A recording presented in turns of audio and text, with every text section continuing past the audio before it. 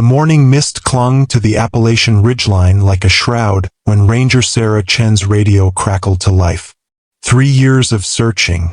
3 years of sleepless nights. And now, finally, a breakthrough. Control, this is Chun. We've got something at Devil's Backbone Overlook. Tell me you've got a forensics team ready. Bear had done what dozens of search parties couldn't. His nose led him off the main trail, through dense underbrush, to a depression near the cliff's edge where something unnatural caught the light. A fragment of fabric. Tent material. What Bear found would unravel a family's darkest secret. 2 years earlier, Marcus Hartwell stood in the sterile hospital hallway, watching his mother sleep through the glass partition. The oxygen mask fogged with each labored breath. Stage 4 pancreatic cancer. 6 months, maybe less, the doctor said. Unless the experimental treatment in Houston could buy us time, the oncologist had explained. But it's expensive. $80,000 just for the first round. That's when the family decided. Everyone would contribute. Every penny mattered. Marcus looked at his reflection in the window hollow-eyed, worn down by 2 years of sobriety meetings and rebuilding his life. But he'd stayed clean. He'd found purpose in mountain rescue work. He'd found peace on the trails. His twin brother Michael appeared beside him, identical in every way except for the telltale signs Marcus knew too well. The slight tremor in his hands, the way he kept checking his phone, the restless energy that never quite settled. "She's going to beat this," Michael said, placing a hand on Marcus's shoulder. "We've got $47,000 saved already. Mom's a fighter." Marcus wanted to believe him, wanted to believe that Michael had really changed, that the rehab had stuck this time. Their mother certainly believed it. She talked constantly about how proud she was of both her boys getting their lives together. "We should do something," Marcus said suddenly. "You and me. Something meaningful while she's fighting." Michael raised an eyebrow. "Like what?" "The Appalachian Trail. The section from Damascus to Waynesboro. Remember how Dad always wanted to hike it with us? Their father had died when they were 12. Heart attack. The mountains had been his sanctuary, and he'd always promised to take his boys on an adventure through Virginia's portion of the Appalachian Trail. 5 days in the wilderness," Marcus continued. "Time to talk, to really reconnect as brothers, to figure out how we support Mom through this." Michael's phone buzzed. He glanced at it quickly, typed something, then looked back at Marcus with a smile that didn't quite reach his eyes. Yeah, that sounds good. When?" "Next weekend. Before Mom starts the new treatment cycle." They shook hands through the hospital window, twins reunited by purpose. Marcus felt hopeful for the first time in months. He couldn't have imagined the turn the journey was about to take. The Damascus trailhead buzzed with early morning energy. Seasoned thru-hikers mingled with weekend warriors, all preparing for their own version of adventure. Marcus checked his pack one final time. First aid kit, water purification tablets, the GPS beacon their mother insisted they carry. "You sure you're ready for this?" he asked Michael, who was fidgeting with his phone despite the weak signal. "Born ready," Michael replied, but sweat beaded on his forehead despite the cool October air. They set off into the Virginia wilderness, two brothers walking the path their father never could. For the first few hours it felt like old times. They talked about childhood memories, laughed about their mother's overcautious packing suggestions, planned how they'd celebrate when she beat the cancer. But Marcus noticed things. The way Michael kept checking his empty pockets. How he lagged behind during the steeper climbs, not from exhaustion but distraction. The way he'd disappear behind trees for longer than necessary, always claiming stomach issues. By afternoon, they'd covered 8 miles and set up camp near a small creek. Marcus started preparing dinner, while Michael claimed he needed to scout for a better water source. He returned 20 minutes later, pupils dilated, movements too fluid. "Find anything good?" Marcus asked carefully. "Just some old campfire rings downstream. Nothing special." That night, Marcus lay in his sleeping bag listening to Michael's restless turning. The occasional muffled phone call he thought Marcus couldn't hear. Words like soon, and just need more time, and she'll never know. Marcus stared at the tent ceiling, a cold knot forming in his stomach. He'd seen these signs before. They'd all seen them before. Morning brought rain and Marcus's growing suspicion. Michael moved with the jittery energy of someone fighting withdrawal, yet somehow also with the artificial calm that came from recent use. It was a contradiction Marcus knew too well from his own dark days. They hiked mostly in silence, the rain turning the trail into a muddy challenge that required focus. But Marcus's mind kept wandering to the family savings account, to Michael's late-night phone calls, to the way their mother trusted so completely in her son's recovery. During a break, Michael stepped away to relieve himself. His backpack lay open, rain starting to soak through the contents. Marcus moved to zip it closed and saw the corner of a manila envelope sticking out from the bottom compartment. He shouldn't look. Brothers trusted brothers. But mothers trusted sons too. Marcus pulled out the envelope with shaking hands. Bank statements, transaction records, all in Michael's name, but showing activity on their mother's medical fund account. $5,000 withdrawal. October 3rd. $8,000 withdrawal. October 10th.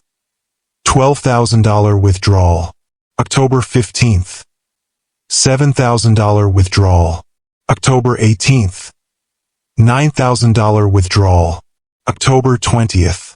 The dates blurred together. The amounts stacked up. Over and over. Money meant to save their mother's life, diverted to feed Michael's demons. The final balance showed $6,847. Of the $47,000 their family had scraped together, Michael had stolen over $40,000. Marcus heard footsteps returning through the underbrush. He shoved the envelope back into the pack and zipped it closed, his hands trembling with a rage he hadn't felt since his own rock bottom. "Ready to keep moving?" Michael asked, shouldering his pack like nothing had happened. Marcus looked at his brother's face. The same face he'd seen in mirrors his whole life, now wearing the mask of a man who'd stolen their dying mother's last hope. "Yeah," Marcus said quietly. "I'm ready." They camped that night near Buzzard Rock, a granite outcropping that offered views of the valley below but also created a natural amphitheater for sound, perfect for a conversation that couldn't be overheard. Marcus waited until after dinner, when Michael was relaxed and off guard. Then he pulled out the envelope. "Want to explain these?" Michael's face cycled through emotions: surprise, fear, defiance, and finally a desperate kind of anger. "You went through my stuff? Our mother is dying, Michael. Dying. And you've been stealing her treatment money to get high. It's not what you think. $40,000. That's 3 more treatment cycles. That's maybe 6 more months with her." Michael stood up, pacing around their small campfire. "You don't understand the pressure I'm under. The people I owe." "What people?" Marcus roared, his voice echoing off the rock walls. "What could possibly be worth our mother's life? They'll kill me if I don't pay them back. Real talk, Marcus. These aren't guys who send collection notices. So instead you kill her?" The words hung in the air like smoke from their dying fire. Michael sat down heavily, his head in his hands. "I was going to pay it back. I had a sure thing. A way to make it all right." "With what? More drugs? More gambling? More lies? I can fix this." "You can't fix dead, Michael. She trusts you. She brags about you to the nurses. My Michael's been clean for 8 months. My Michael's helping save my life. She's going to die believing you were the good son. Michael looked up, tears streaming down his face. I know you hate me. I don't hate you. That's the problem. I love you enough that I've watched you destroy everything good in our lives over and over, and I keep hoping you'll change. But this is different. This isn't just your life anymore. They sat in silence for a long time, the fire cracking between them. Finally, Michael spoke. What are you going to do? Marcus stared into the flames, thinking about their mother's face, about the hope in her eyes when she talked about the treatments, about the family photo on her bedside table showing two sons she believed in. I don't know. Marcus barely slept. Every time he closed his eyes, he saw his mother's face. Every time he opened them, he saw Michael's. They hiked in tense silence, the weight of the previous night's revelation hanging between them like a storm cloud. Michael tried several times to start conversations about getting help, about making amends, about having a plan. Each time, Marcus just kept walking. By afternoon, they'd reached Devil's Backbone, a narrow ridge trail with steep drop-offs on both sides. The views were spectacular, but the path was treacherous, especially with the previous day's rain making everything slippery. They stopped for lunch on a small outcropping, their packs balanced carefully on the rocky ground. Below them, a 200-foot drop fell away into dense forest. I know what you're thinking, Michael said suddenly. Marcus looked at him. What am I thinking? You're thinking about how to tell Mom, how to break her heart right when she needs hope the most. She deserves to know the truth. The truth will kill her faster than the cancer. And lies will save her? Michael pulled something from his pocket, a small plastic bag with white powder. This is all I have left. I was saving it for when things got too hard to handle. But I want you to see something. He walked to the edge of the cliff and held the bag over the drop. I'm done, Marcus. Really done. I'll go to the police myself. I'll confess everything. I'll find a way to pay it back. With what money? I don't know. But I'll figure it out. I'll sell everything I own. I'll work 3 jobs. It's too late for that. Michael turned around, still holding the bag over the abyss. What do you mean? Marcus stood up slowly, his face a mask of cold calculation. She starts treatment again on Monday. The money needs to be there or they won't start the cycle. We're already too late. Then what do you want me to do? Marcus looked at his brother, really looked at him, at the face identical to his own, carrying the weight of betrayal and addiction and broken promises. At the man who'd stolen their mother's last chance at life to feed his own demons. I want you to disappear. The words came out quietly, but they carried the finality of a judge's sentence. Michael's hand trembled. What? You heard me. Disappear. Let her die thinking you were the good son. Let her die with hope instead of heartbreak. Marcus, you can't be serious. Can't I? Marcus stepped closer, his voice dropping to barely above a whisper. You took $40,000 from a dying woman, our dying mother. You looked her in the eyes while she talked about her treatments and you said nothing. You let her believe in you while you were stealing her future. I can fix. No! The word exploded out of Marcus with years of pent-up frustration. You can't fix this. You can't fix anything. All you do is break things and expect other people to clean up the mess. Michael backed up another step, his heel now at the very edge of the cliff. The bag of drugs trembled in his outstretched hand. Please, Marcus. I'm your brother. My brother wouldn't have stolen from Mom. Then what are you saying? That I should just jump? Marcus stared at him for a long moment, rain beginning to fall again, making the rocks slick and dangerous. I'm saying that if you really love her, if you really want to give her peace in her final months, then yes. Let her remember the son she thought you were instead of discovering the man you actually are. Michael's face went white. You want me to kill myself? I want you to do the right thing for once in your goddamn life. They stood there in the rain, twins facing each other across an impossible chasm of betrayal and love and desperate rage. Michael still held the drugs over the cliff, his body balanced on the precipice between two kinds of destruction. If I do this, Michael said quietly, promise me you won't tell her the truth.